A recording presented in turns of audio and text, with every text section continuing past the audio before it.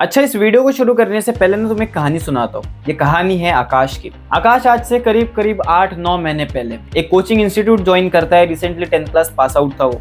अपना एक coaching institute join करता है 11th क्लास IIT JEE के लिए। जब मुझसे उस टाइम वो मिला था तो मुझे कहता था कि भैया मुझे ना सिर्फ IIT JEE क्लियर करके ना एडवांस क्लियर करके मुझे IIT बॉम्बे जाना है, मुझे IIT दिल्ली जाना है। ना सिर्फ कॉलेज, उसके तो कुछ और भी सपने थे। क्या कहते उसे? IIT बॉम्बे का CSE चाहिए था उसे चाहिए था कि मुझे IIT दिल्ली में CSE मिल जाए, IIT बॉम्बे में CSE मिले। मुझे और कोई कॉलेज, छोटे मोटे कॉलेज तो चाहिए ही नहीं। अरे न्यू IITs क्या होता है, NITs को तो कुछ मानता भी नहीं था वो। लेकिन यार आज पता नहीं क्या हुआ, मुझे 2-3 दिन पहले वो मिला और मुझसे ना कहता है कि भैया मुझे बस इतना बता दो कि मैं ना 1 साल में ये JEE मेंस कैसे निकालूं। एटलीस्ट मुझे कुछ ऐसा बता दो कि नहीं मुझे IIT बॉम्बे नहीं चाहिए, IIT दिल्ली नहीं चाहिए, लेकिन एक टॉप टियर NIT कॉलेज कैसे मिले। बस ब्रांच मुझे चल जाएगी कोई भी। आज मुझे CSE की ज़रूरत नहीं है, ऐसा नहीं है कि मुझे कोई ब्रांच चाहिए, मुझे बस एक टॉप टियर NIT कॉलेज चाहिए या फिर कोई न्यू IIT भी मुझे चल जाएगा, मुझे कोई इशू नहीं। तो यार ये चीज़ें सुन के ना मैंने उससे पूछा कि आखिर इतना चेंज कैसे हो गया, मतलब इतना 8-9 महीने के अंदर अंदर तू IIT बॉम्बे CSE से एक बस NIT के ऊपर पहुंच गया, आखिर ये कैसे? तो मुझे एक स्टोरी सुनाता है कि भैया मेरा ना जिस टाइम मैंने ज्वाइन किया था अपना कोचिंग इंस्टीट्यूट, बहुत इजी चैप्टर्स थे, यूनिट एग्जामिनेशन था फिजिक्स में या फिर मैथ्स में, कह लो कि बेसिक मैथमेटिक्स वगैरह पढ़ रहे होते थे हम लोग, तो बहुत मज़ा आ रहा था।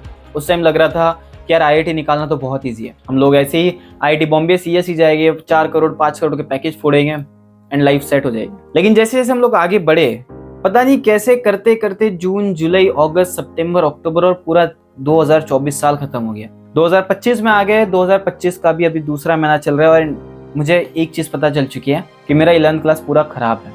मुझे यूनिट एग्जामिनेशन तक बराबर से याद नहीं है, या फिर कह लो मुझे मैथमेटिक्स में लॉग्स तक नहीं आता है, ट्रिग्नोमेट्री नहीं आता है, ट्रिगो से डर लगता है मुझे। ये सारी चीज़ें सुन के कहीं ना कहीं ऐसे लग रहा होगा ना कि यार ये मेरी स्टोरी है, राइट?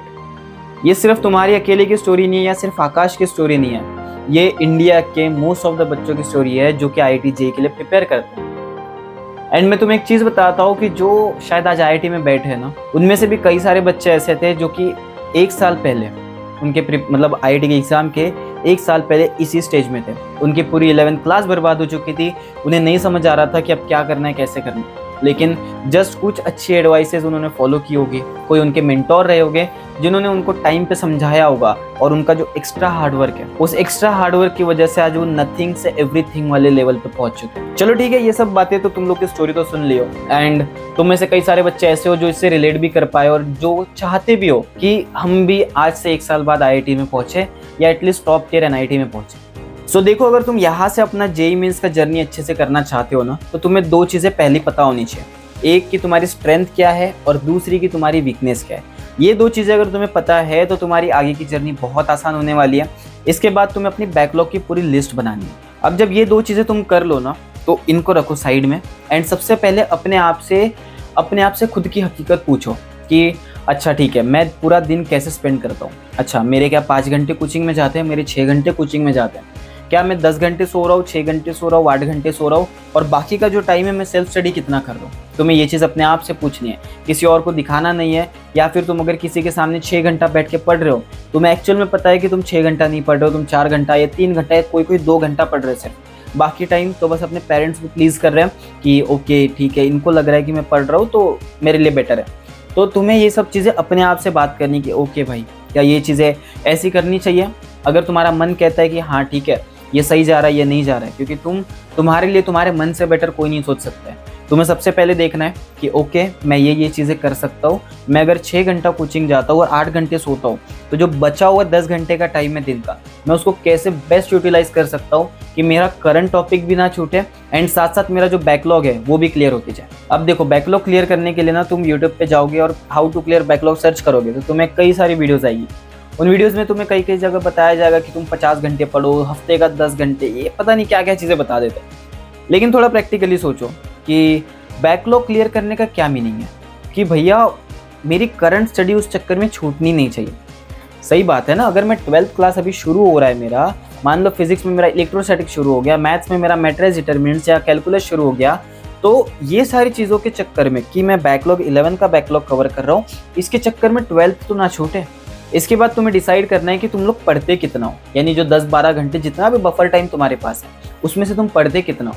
अगर मैं आइडियली बताऊँ, एक अनसेड रूल है कि अगर तुम जितना भी टाइम कोचिंग कर रहे होते हो ना, तो उसके क्वेश्चंस करने में, उसके डीपीपीस करने में, जो भी सारी चीज़ें करने में तुम्हें जो थेरोटिकल रिविजन करना होता है, इन सब के लिए एटलीस्ट तुम्हें अगर मान के चलो 10 घंटा भी तुम्हारा कोचिंग है, मैं बस एग्जांपल दे रहा हूँ, तो उसके 1.5x तुम्हें पढ़ना पड़ेगा घर पे।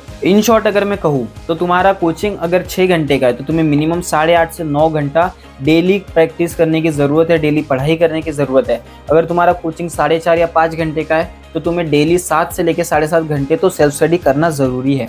ये सिर्फ करंट टॉपिक्स की बात हो रही है, क्योंकि तुम दिन में अगर 3 सब्जेक्ट्स पढ़ रहे हो कोचिंग में, तो तुम्हारा काम बनता है कि एटलीस्ट 3 में से 2 और कर सको तो तीनों की तीनों सब्जेक्ट्स के उस दिनों के जितने सारे टास्क है, चाहे डीपीपीज हो, शीट्स हो, सारी चीज़ें तुमको करनी है। अब इसके बाद जो तुम्हें टाइम मिलेगा वो तुम्हें लगाना है बैकलॉग।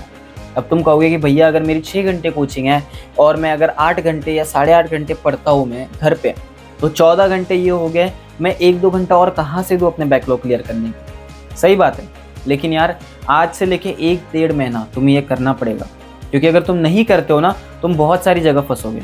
जैसे देखो कुछ चैप्टर्स ऐसे होते हैं ना कि जहाँ पे तुम्हें पुराने किसी चैप्टर की नीड नहीं होती है। जैसे अगर मैं मैथ्स की बात करूँ तो तुम आगे जाके 12th में हो सकता है तुम्हारा शुरू हो चुका होगा कैलकुलस जो चैप्टर है, उसमें तुम्हें किसी भी प्रीवियस चैप्टर की नॉलेज की नीड नहीं है। बस हाँ, एक प्रॉब्लम हो सकता है कि उसमें अगर कोई लॉग का क्वेश्चन आ गया, ट्रिगो का क्वेश्चन आ गया, सीक्वेंस सीरीज का क्वेश्चन आ गया तो तुम लोग फंसोगे, या कॉम्प्लेक्स नंबर का क्वेश्चन आ गया उसमें फंसोगे तुम लोग। बट इतना है कि कंसेप्ट सीखने के लिए कि लिमिट्स क्या होता है, कंटिन्यूटी क्या होता है, डिफरेंशिएबिलिटी क्या होता है, इसके लिए तुम्हें किसी भी प्रीवियस नॉलेज की नीड नहीं है। या फिर तुम लोग अगर चाहते हो कि मैं ऐसा कर सकता हूँ कि मैं डेली 8 घंटा सेल्फ स्टडी दूँ और 1 घंटा जो मैं 11th के लिए सेल्फ स्टडी का दे दूँ, तो वो भी चीज़ अगर तुम कर पाओ तो भैया वेल एंड गुड, फिर तो बहुत ही अच्छा है। लेकिन अगर तुमसे नहीं होता है तो थोड़ा बहुत तुम ये कर सकते हो कि ठीक है, मान लो तुमसे इससे ज़्यादा नहीं होता है ना, 8 घंटा तो डेली पढ़ सकते हो, 6.5 से लेकर 6.5 घंटा तुम दे दो 12th वाले करंट टॉपिक्स को और 1 से 1.5 घंटा दे दो तुम बैकलॉग्स। उससे ज़्यादा देना भी नहीं है तुम्हें। ऐसा मत कर लेना कि दिन के 4 घंटे सिर्फ बैकलॉग्स लेके बैठो।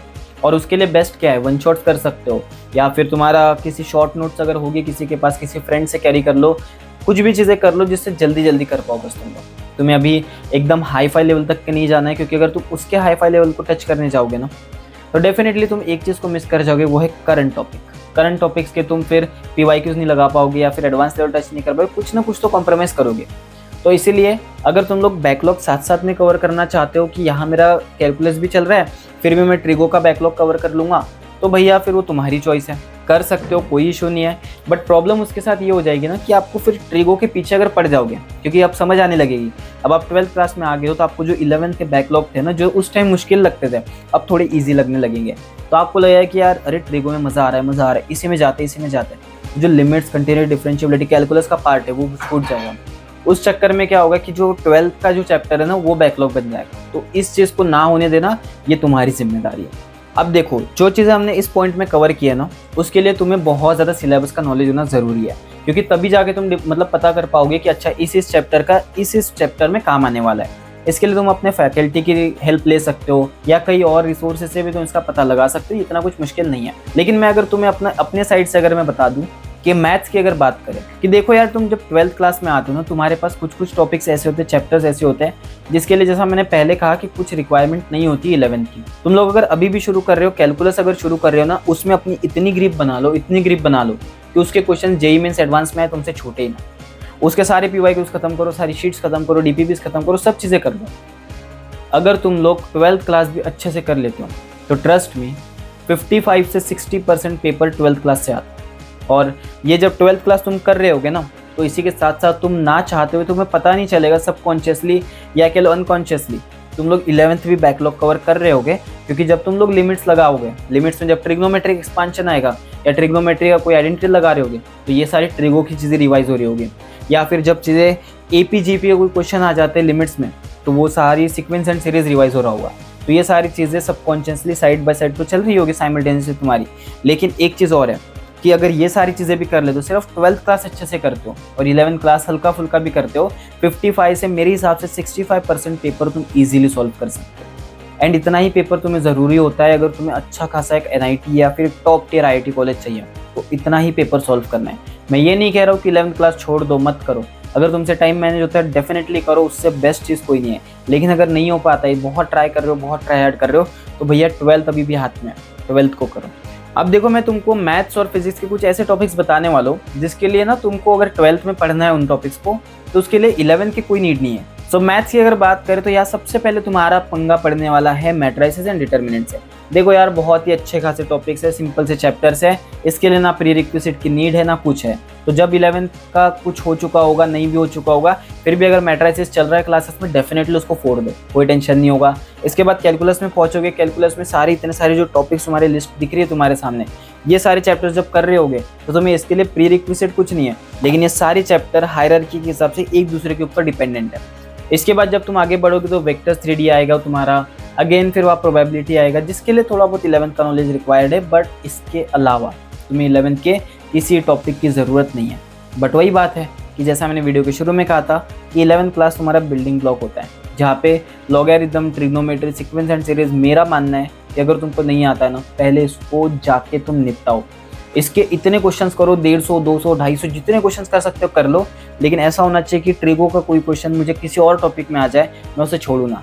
लॉग का कोई भी प्रॉपर्टी कहीं पे भी यूज़ करना हो मुझे समझ में आए, या फिर सीक्वेंस सीरीज कहीं पे भी मुझे एपी दिखे, जीपी दिखे, एजीपी दिखे, मैं डायरेक्टली उसको सॉल्व कर पाऊँ, इस लेवल तक तुम्हें स्ट्रॉन्ग करना है। अब देखो, फिजिक्स की अगर बात करते हैं तो 11th क्लास में तुम सबको पता है कि यार यहाँ पे मैकेनिक्स आता है, जिसके अंडर तुम्हारा काइनेमेटिक्स हो गया, फिर कुछ लोग एसएचएम ले लेते हैं, उसके अंडर सर्कुलर हो गया, रोटेशनल हो गया, वर्क पावर एनर्जी हो गया, ये सारे जो टॉपिक्स होते हैं ना, फ्लूइड वगैरह, एनएलएम वगैरह, तो ये सारे टॉपिक्स जो होते हैं वो 11th में पढ़ाए जाते हैं जनरली।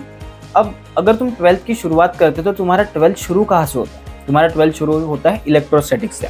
इलेक्ट्रोस्टैटिक्स से तुम बढ़ते हो करंट, इलेक्ट्रिसिटी, मैग्नेटिज्म, फिर EMI, EM waves, modern physics, फलाना फलाना, ये सारे टॉपिक्स। अब मैं तुम्हें एक सच बात बताता हूँ, जितना मुझे पता है, जितना मेरा एक्सपीरियंस है, या फिर जितना मैं अपने को फैकल्टी से बात करता हूँ, कि यार तुमको अगर इलेक्ट्रोस्टैटिक्स पढ़ना है ना, उसके लिए तुमको बाकी सारे मैकेनिक्स का बहुत मुश्किल लेवल नहीं आना चाहिए। छोटा छोटा भी अगर तुमको आता हो, ग्रेविटेशन का हल्का फुल्का नॉलेज है, एनएलएम का, मतलब एनएलएम तो नहीं, काइनेमेटिक्स का हल्का फुल्का नॉलेज है, बस तुम्हारा आराम से काम बन जाएगा। बाकी वो अपनी अलग दुनिया इलेक्ट्रोस्टैटिक्स की। लेकिन अगर इलेक्ट्रोस्टैटिक्स नहीं समझे तो करंट इलेक्ट्रिसिटी बैकलॉग है, करंट इलेक्ट्रिसिटी नहीं समझे तो उसके नीचे मैग्नेटिज्म में आओगे, वो बैकलॉग बन जाएगा, ईएम वेव्स, ईएमआई, ये सारी चीज़ें बैकलॉग बनती जाएगी।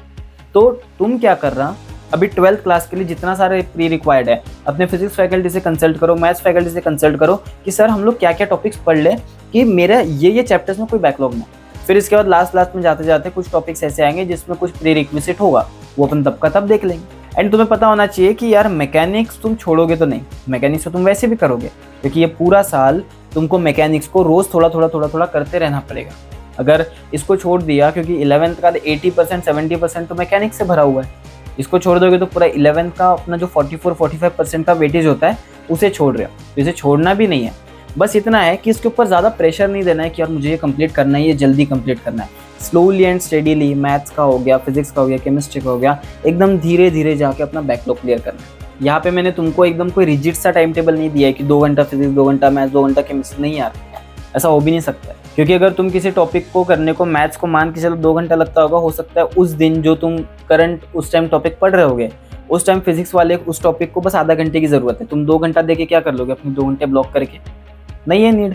तो यार ऐसी चीज़ें ना तुम लोग क्या करो, बस अपना एक टाइम फिक्स कर लो कि मैं 9 घंटा तो पढ़ने वाला हूँ। अब इस 9 घंटे को मैं कैसे भी तोड़ूँ, 2 घंटा, 2 घंटा, 6 घंटा, 4 घंटा, जैसे तोड़ना है मुझे, मैं उस हिसाब से तोड़ूंगा। बट करूँगा मैं इतना कि मैं 9 घंटा तो पढ़ने वाला हूँ।